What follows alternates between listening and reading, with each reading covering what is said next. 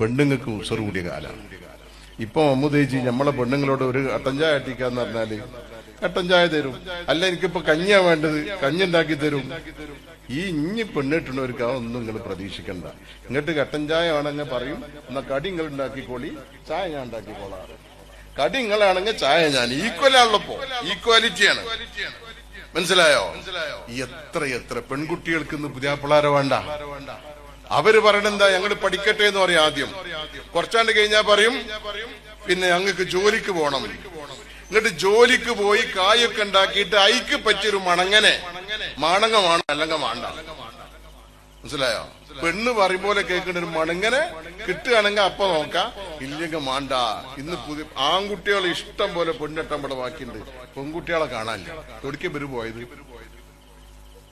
നമ്മളെ നാട് മാറിപ്പോയി. രക്ഷിതാക്കളെ, നമ്മുടെ കുട്ടികളെ ശരിയാവണ്ണം നാം ശ്രദ്ധിച്ചില്ലെങ്കിൽ, പഴയ കാലത്ത് നമ്മുടെ പെൺകുട്ടി വീട്ടില് വാതിലടിച്ചിരിക്കുകയാണെന്ന് പറഞ്ഞാൽ നമുക്കൊരു ബേജാറുമില്ല.